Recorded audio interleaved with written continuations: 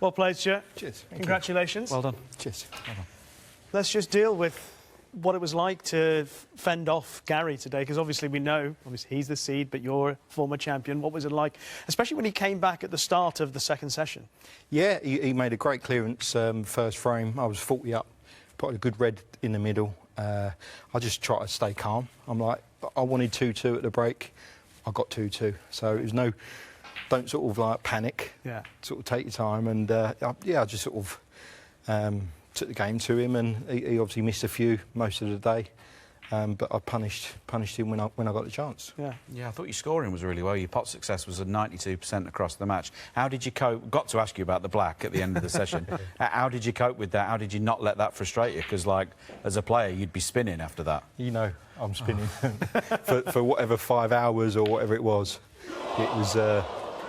Yeah, it was one of those. I got down on it and thinking, I've got out of this 7-2, and exactly that. Sort of all game. I was like just staying in the present, and I just got a bit carried away and didn't. I thought like it's rattled. I thought I'd like punched it, but I've just missed it.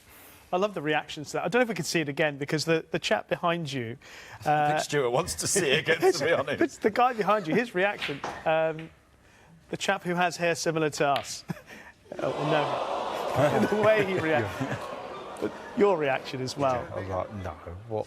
Just because I got, like I say, got carried away thinking that was it, 7-2. It would have been a great clearance to go 7-2, but wasn't to be. I obviously, when you come out, I see you're 6-3 up, and I'm like, yeah, I'll be happy with 6-3. And obviously, it not being 7-2, it's like, ugh. Sean referenced something which I think he spoke to you a few moments ago, is that you've got quite a long time and you've just finished on something like that. So what happens between the moment that you leave the arena, having just missed that black and Gary's got that little bit of a fillip, and then you've got to come back here, I've seen you practising on the tables. Do you put that completely out of your mind? Do you go back to your room and think, oh, yeah, of course, calling myself everything under the sun.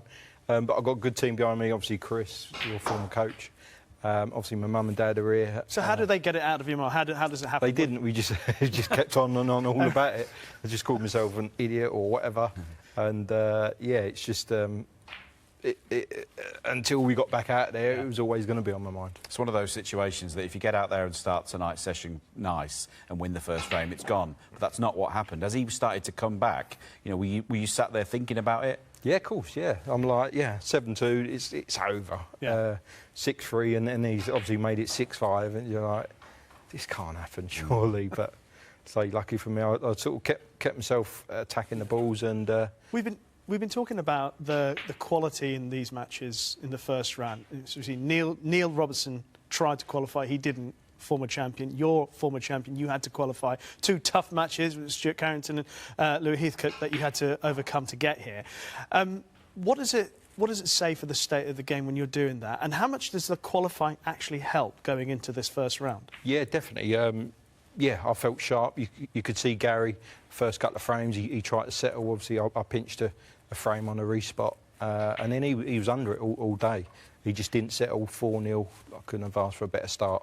But yeah, I felt sharp straight off, and that's what the qualifiers. I remember 3 years ago I qualified, and I sort of kept sort of running through the tournament, getting to the semis. So it does help with the qualifying. And and like I've had 2 close games. Stuart Carrington could be sitting here. Yeah. Louis Heathcote could be sitting here.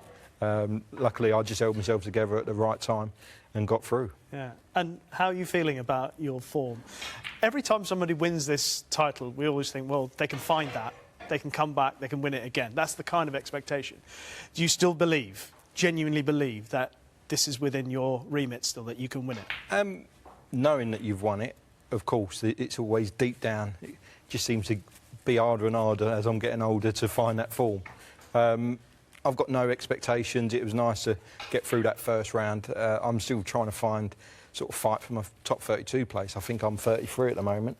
Yeah. So at the end of the season. So yeah, I'm fighting for that.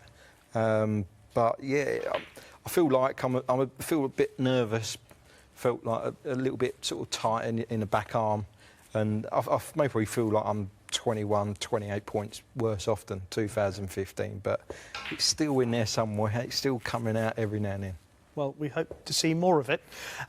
Ding Jong Wheel, Jack Lazowski next. I won't ask, as often we say, well, does it matter? And players say it doesn't matter, so I'm not going to even go there. But congratulations.